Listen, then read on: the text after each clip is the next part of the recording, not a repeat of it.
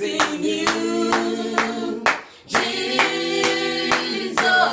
I've got confidence in you. Anywhere and anyhow, I have come to sing this song, Lord, in praise.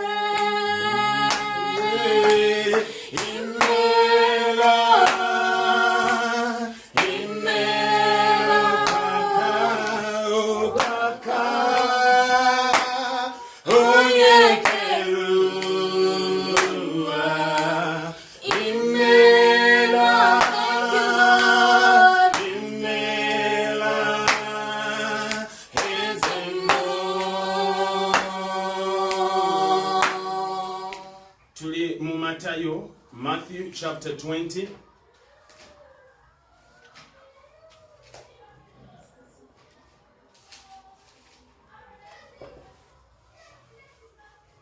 Praise the Lord. The Lord instructed me about something. Hallelujah. And he told me to pray for jobs, for work, and for investments. Praise the living God. And this whole entire week we are going to be praying for that in the name of Jesus Christ. On the fast, that is going to be Saturday of next week, we are going to be praying a special prayer for all of you in Jesus' mighty name. On the fast, we are going to pray for your job. We are going to pray for the work that you do. We are going to pray for all investments in the name of Jesus Christ, whatever you have invested in. And to God shall be the glory in the mighty name of our Lord Jesus Christ.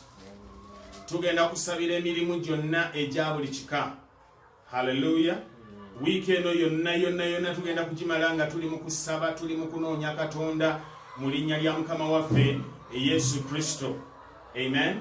Nga tusabira buli kika kya mulimu mu linnya lya Yesu Kristo omwana wa Katonda omulamu, byonna bye mutaddemu ssente zammwe n'ebintu ebifaanaganako ne bwe bityo. Tukkiriza Katonda nti buli atalina mulimu ku luno ogenda gufuna mu linnya lya Yesu Kristo omwana wa Katonda omulamu oluvannyuma lwa wiiki eno. Era abatalina abeetaaga promotion, tukkiriza Katonda nga Katonda agenda bawa promotion.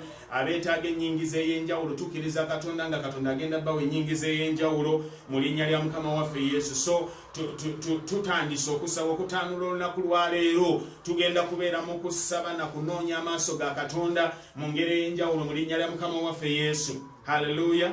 Wano ku kyoto tusulawo olwa Monday, tusulawo olwa Monday, tusulawo olwa Wednesday, tusulawo ku Friday ne Saturday, emisana lwonna kiba kyoto mu linnya lya Mukama waffe Yesu. So Katonda akuwe ekisa okutwegattako mu linnya lya Mukama waffe Yesu. Mwenna abandaba mbasabye mu linnya lya Yesu muweereze prayer requests zammwe ezikwatagana n'ebyemirimu mu linnya lya Mukama waffe Yesu. All of you who are watching me, I pray and I ask you in the name of Jesus, send your prayer requests in the name of Jesus Christ. This entire week we are going to be seeking the Lord as never before in the name of Jesus Christ for the work, for the jobs, and for all investments in Jesus' mighty name. I believe that your life will not remain the same in the name of Jesus. On Saturday, kulwa Saturday nga lumu, tugenda kusabira buli muntu yenna olw'okusibwako emikono weewaawo n'amafuta mu linnya lya Mukama waffe Yesu. Katonda nga batulunganya wiiki eno kiki tugenda okukola ku Saturday, tugenda kubanga tukibagamba mu linnya lya Yesu. Tegeeza atannaba kutegeera, tegeeza omuntu yenna mu linnya lya Yesu Kristo omwana wa Katonda omulamu. Ebikulu n'ebyamaanyi bigenda kukolebwa mu maanyi ga Katonda ag'omwoyo omutukuvu. Amen. So open your Bibles in Matthew chapter 20. I want to preach shortly. Amen. And then we shall be welcoming in our next preacher. Hallelujah. The Bible says that for the kingdom of heaven is like unto a man that is an householder, which went out early in the morning to hire laborers into his vineyard. And he went out about the third hour, and saw others standing idle in the marketplace, and said unto them, Go ye also into the vineyard, and whatsoever is right I will give you. And they went their way. Again he went out about the 6th hour and 9th hour and did likewise. And about the 11th hour he went out and found others standing idle, and said unto them, Why stand ye here all the day idle? Why stand ye here all the day idle? Oh my God. So when even was come, the Lord of the vineyard said unto his stewards, Call the laborers, and give them their hire, beginning from the last unto the first. Aha. Olusuku lwa Katonda yensi eno. Fena tukitegeera bulungi nti olusuku lwa Katonda yeki yensi eno. Ensi yonna ena n'okujjula kwayo lusuku lwa Mukama. Mukama yeebazibwe. Era na buli kintu kyonna ekirimu, waliwo Bayibuli weebadde egamba nti mugende mu lusuku mulabe omulimu ogusaanidde gwe ngenda obbawo. Amakulu gaakyo nti gwe kyoli kyowulira ky'osobola okukola, Katonda kyagenda okukola ki? Okuwa. Mukama yeebazibwe. Kakati ekisookera ddala kyenjagala tutegeere olunaku lwaleero, eno first part gye tugenda okusomako ku bintu bye tugenda okusabira mu linnya lya Mukama waffe Yesu, nti ensi eno gye tulimu lwe lusuku lwa Katonda. Ebintu byonna ebirimu biri mu maanyi ge ne mu busobozi bwe. Era Katonda bw'abanga asindika abantu mu lusuku, tabagamba nti gwe genda Uganda obeereeyo. Wonna Katonda w'ayagala okuteeka asobola okuteekawo mu linnya lya Mukama waffe Yesu, bwe wabanga weewali omulimu ogwo ogukugwanidde okukola ki? Okukola. Olwatega kyenjogerako olunaku lwaleero. Era olunaku lwaleero njagala okubikkula obwongo bwaffe ffenna n'abandaba ku gundi, okutegeera nti nno Katonda ono bw'abanga yakola olusuku, taliiko bwe yagamba nti gwe okoma wano gwe okoma wali. Obusobozi bwo gye bukutwala, Katonda gy'akutwala. Wabanaga kyenjogerako olunaku lwaleero. Yensonga lwaki olunaku lwaleero osanga Bannayuganda abali e UK nga gye bakolera, n'osanga Bannayuganda nga badokita mu America, n'osanga Bannayuganda nga ba engineer Australia, n'osanga abantu ab'enjawulo nga bali mu bifo eby'enjawulo mu ngeri ey'enjawulo mu linnya lya Mukama waffe Yesu Kristo. Kiki kye kitegeeza? Nti bw'abanga Katonda ono ng'olusuku luno, ensi eno gye tulimu lwe lusuku lwe, then Katonda ayinza nnyo n'obusobozi bwe okuwa omulimu mu awantu wonna mu linnya lya Mukama waffe Yesu Kristo. Hallelujah. Era obwongo bwo buleme kweggala, obwongo bwo buleme kwata ayisi. Olowooza nti olw'okuba tolina mulimu e Uganda then okwatiddwa. Olowooza nti olw'okuba tolina woogenda olunaku lwaleero olwo kikomye. Mwana wa Katonda, gula obwongo bwo, gula amaaso go. Ye Katonda atujja mu kifo n'atutwala mu kifo ekirala. Yagamba Ibulayimu nti nva mu nsi y'ewammwe eya Uli ewa kitaawo ne mu bantu bo, ojje wano ngenda kulaga ensi gye ngenda okuwa ng'obusika ne bajjajjaabo ng'obusika bwabwe. Labayo bw'amutwala e Kanani mu linnya lya Mukama waffe Yesu. Katonda asobola okulokeetinga awantu wonna, kasa kibanga woogenda okulabira omukisa, woogenda okukolera ekitegeerekeka mu linnya erya Yesu Kristo mwana wa Katonda omulamu. Hallelujah. Wuliriza ebigambo bino. N'olw'ensonga eyo Katonda ataanuula okufaayo eri abatalina mirimu. Waliwo ategeka kyenjogerako olunaku lwaleero. Katonda afaayo nnyo eri omuntu yenna atalina mulimu, si okumugabirira obugabirizi, naye okumekinga sure nti naye afuna kyakola. Simanya ni gwe njogera naye olwaleero. Katonda afaayo nnyo eri omuntu yenna ng'otuddeawo obutuuzi, toyina byakola. Mwana wa Katonda, bw'ogwa mu maaso ga Katonda ono agabirira, agabe emirimu, Katonda waffe mwesigwa mu linnya lya Mukama waffe Yesu okuwa omulimu. Oba gunaabeerawa naye tayagala obeeraawo nga tokola. Atakuwe kujensi anakuwa kujegulu. Bw'atakuwe kujensi anakuwa kujegulu. Musumba webale. Tosobola kubeeraawo. God hates idolaters. God discourages idle living. You must find what to do. When we talk about the vineyard of God, we are talking about this entire world. The entire world and all whatever is inside belongs to God. Are you hearing what I'm talking about? He's concerned about you being idle without a job, without what to do, without where to go, without an earning. Nga toyina nyingiza katonda ekyo kimukwatako. Nangira mu linnya lya Yesu Kristo mwana wa Katonda omulamu ti buli muntu yenna atalina mulimu Katonda agumuwe, Katonda abeeko omulimu gwakuwa, Katonda abeeko nekyakuwa nga ate kiyingiza, si kukola bukozi nga toyingiza, nga kiyingiza kiyina ennyingiza gye kikuwa mu linnya lya Yesu Katonda akuwe kyo ekikugwanira. Hallelujah, hallelujah, hallelujah. Katonda tayagala batuddaawo. Katonda tayagala bebaka webasi. Katonda tayagala batayina byakola. Okera kumacha kukuba misota, okera kumacha kutunula butunuzi, obera ku street n'otunula ne wetegereze moroke ziyitawo, gwomanya abagagga b'okukyalo, gwomanya abaavu b'okukyalo, gwomanya abaanobye, gwomanya abayawukanye, gwomanya ebintu byonna byonna ebitakwatagana ku kyalo, gw'obitegeera kubanga you are idle. There is nothing you are doing. God is concerned not only to give you what to eat, but He wants you to get a job that has an income in the name of Jesus Christ. May God grant you that job by the power of the Holy Ghost in Jesus' mighty name. We rebuke the spirit of idleness in the name of Jesus Christ. Living life without a job, we rebuke it by the power of the Holy Ghost. Katonda akujjako kubeeraawo ng'oli kireerese toyina kyakola. Bayira buli muntu lw'olaba ng'omuntu afaanaganako ne bw'atyo omusangamu amaanyi nti eyo si enkola ya Katonda. Katonda waffe taleka bantu kubeeraawo nagalaale nga tebalina kyakola, nga tebalina nyingiza. Mukama akuwe nyingiza mu linnya lya Yesu. Naddala mu nnaku zino tugenda okubeeramu ez'okunoonya amaaso ga Katonda olw'emirimu, olw'ebinsimbi z'otaddemu, olw'ebyo by'okola mu linnya lya Yesu Kristo omwana wa Katonda omulamu. Katonda akuwe kye bayita ennyingiza mu bulamu bwo mu linnya lya Yesu Kristo omwana wa Katonda omulamu. Katuwulirizaayo ebigambo bibye. Olunnya olwokuna lugamba bwe luti, and said unto them, go ye also into the vineyard, and whatsoever is right I will give you.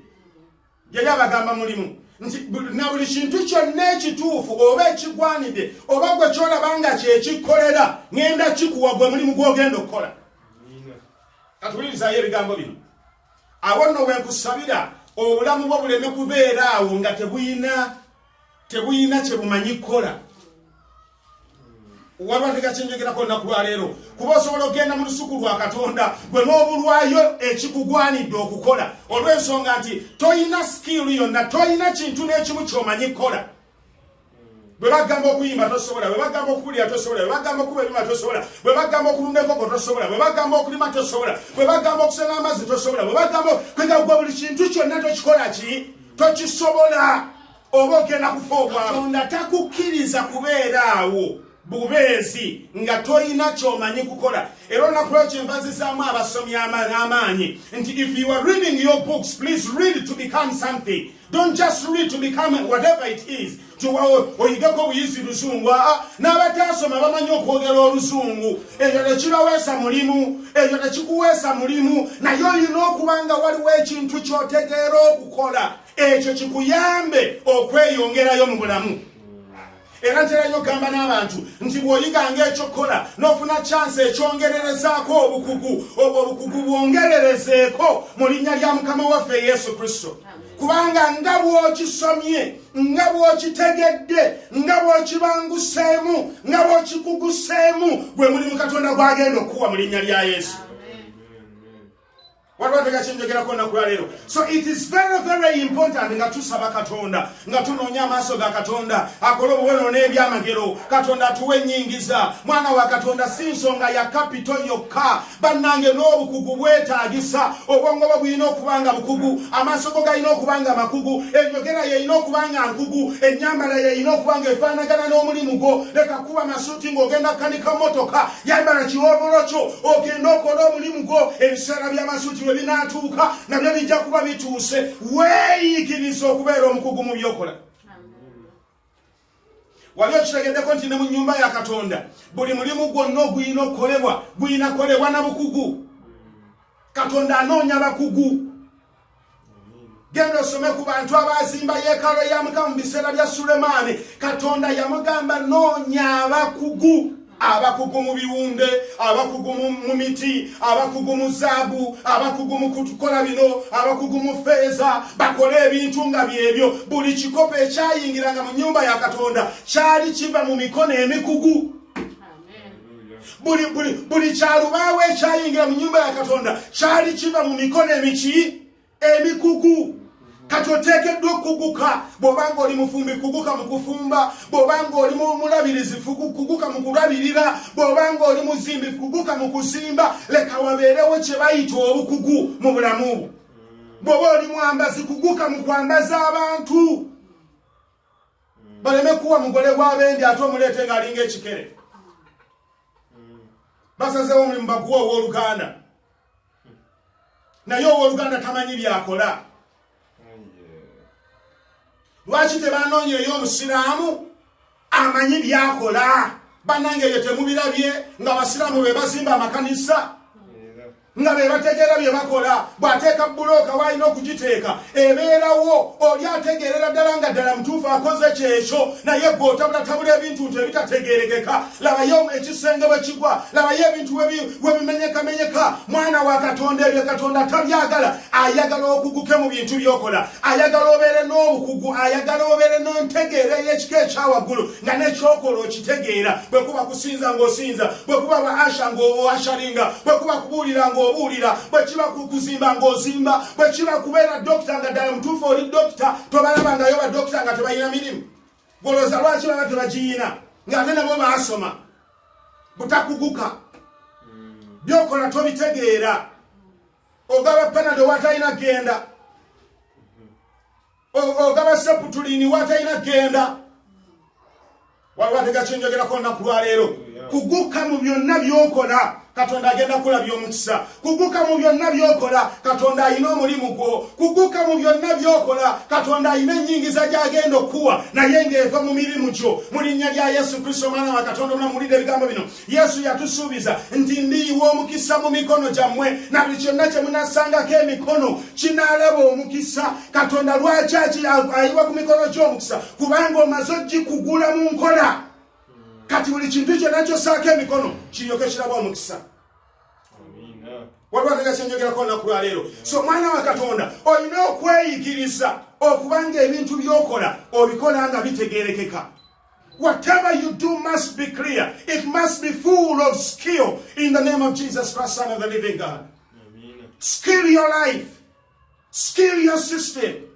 Skill in the name of Jesus Christ. Make sure skill is in whatever you have studied, whatever you are doing. Banenge kyakabenje omwana okuva ku university nga tamanyi byakola, naye nga bamutikidde. Ogenda kukola waani? Eyo nyingiza ogenda gijjawa?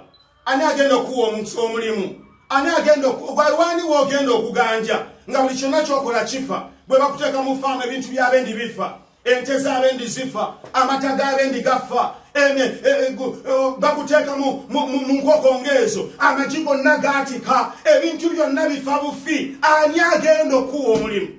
Yadde oli mulokole. Bajja kugoba, bajja kugamba tuviire, tetukutegeera, tetumanyi biki by'oliko.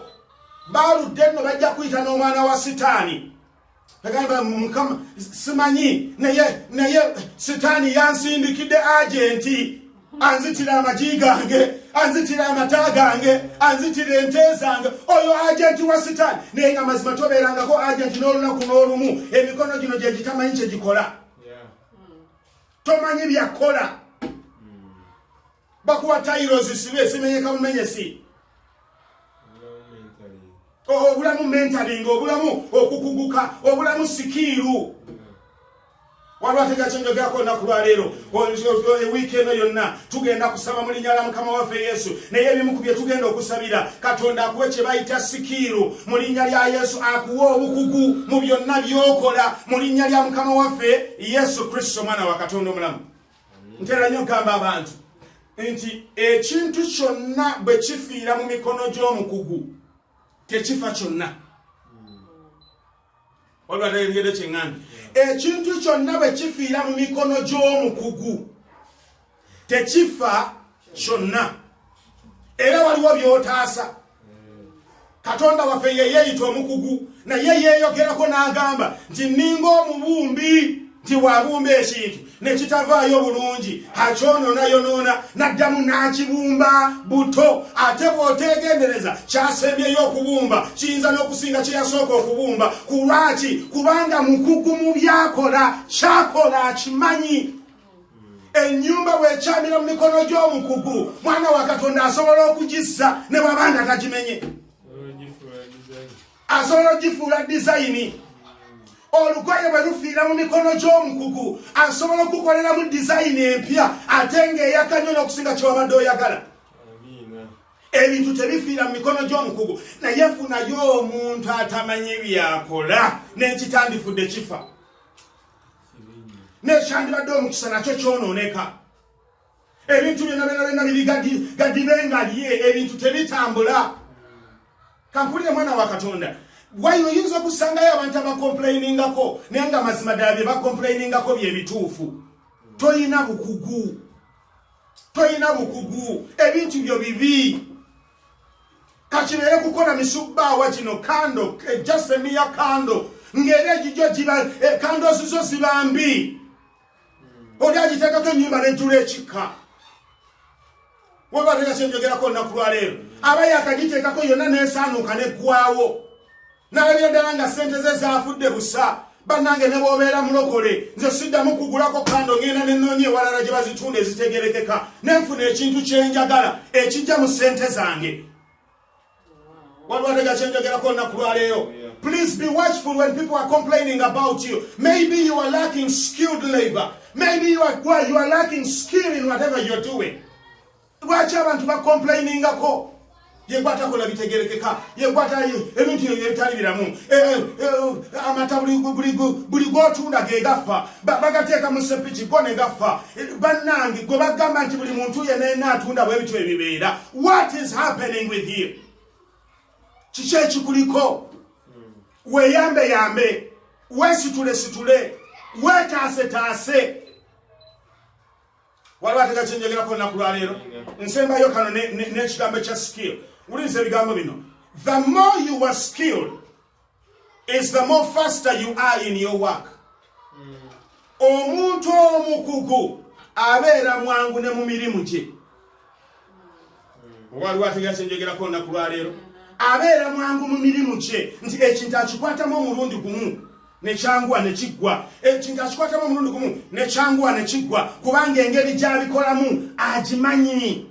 Amanyi engeri gy'akwatamu ebintu, amanyi engeri gy'awunda, amanyi engeri gy'akyusa, amanyi engeri gy'akwasa, amanyi engeri gy'akolamu ebintu. Kati ebintu bimwanguyira ojja ozuula omufumbi nga mukugu, ebintu ebitambulira ku sipiidi.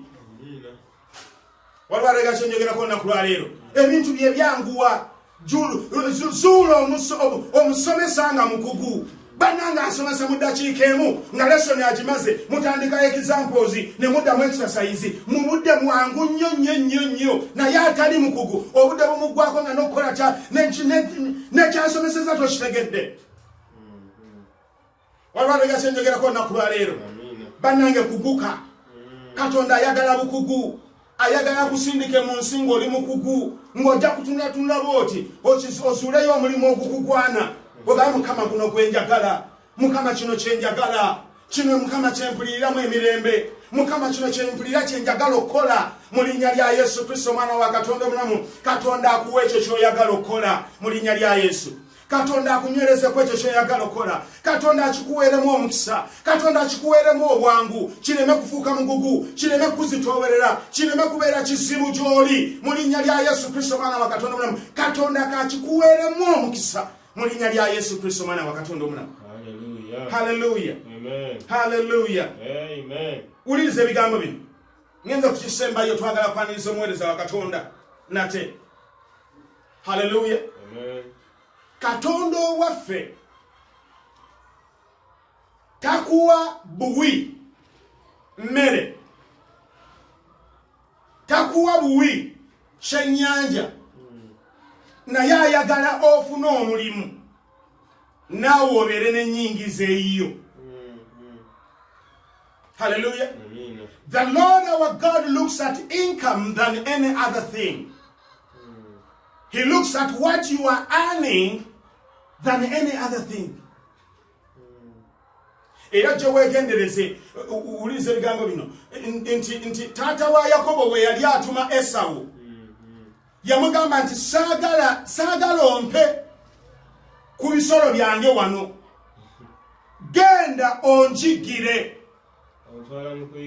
yamutwala mu kuyigga era yensonga lwaki omukisa tegwali gwa Yakobo gwali gwa Esau kubanga Esau yali muyizzi nga ina chamanyi okukola nga ina kyateekako omukono buli muntu n'agamba wabula Esau ati n'ekintu okitegeera era kitaawe yamutuma ogenda okuyigga mu nsiko ng'akimanyidde ddala nti Esau si kusaaga bw'anaageza n'agenda era agenda kudda n'ekisolo ky'ayize era nga bwe yakiteebereza bwe kyali nti Esau bwe yafuluma bw'ati ogenda mu nsiko okuyigga era yakomawo n'omuyiggo ng'agutadde wano mu linnya lya Yesu Kristo Mwana wa Katonda omulamu azze okufumbira kitaawe amukolera ekyo kitaawe ky'ayagala.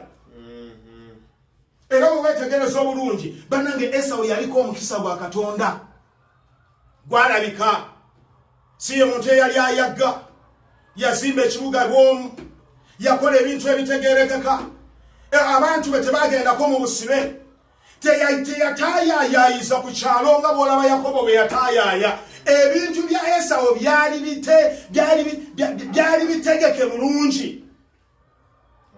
Waliwo atega kyenjogerako olunaku lwa leero kubanga yali musajja muyizzi yali musajja ng'ayina obukugu mu kintu ayina kyamanyi okukola. So wiiki tugenda kunoonya Mukama era tugenda kweyongera okusomesa mu linnya lya Mukama waffe Yesu Kristo Mwana wa Katonda omulamu ku nsonga ey'okukola ku kiki Katonda kyatusuubiramu kiki ekyo Katonda kyatwagalako kiki ekyo Katonda kyayagala tubeere mu linnya lya Yesu Kristo Mwana wa Katonda omulamu. Era olw'okusaba Mukama agenda kikubeeza, Mukama agenda kikufuula, Mukama agenda kikunywerezaako, Mukama akusimbe mu linnya lya Yesu Kristo. Akusimba wa wayingiza sente nyingi, akusimba wa wategeerekeka, akusimba wa walabika, akusimba wa awanyweza obulamu bwo, awanyweza amakaago, awanyweza abaana bo, awanasomesa abantu bo mu linnya lya Yesu Kristo Mwana wa Katonda omulamu. Katonda omulamu akusimbe. Era tugenda kunoonya Katonda nga bwe tutamunoonyangako mu linnya lya Mukama waffe Yesu Kristo. Katonda atubeere, Katonda atukole obulungi, Katonda atuyimuse, Katonda atutereeze, Katonda akyuse amagenda gaffe, Katonda akyuse obulamu bwaffe, Katonda atuwe ennyingiza, Katonda atuwe emirimu, Katonda atuwe ebintu ebitegeerekeka mu linnya erya Yesu Kristo Mwana wa Katonda omulamu.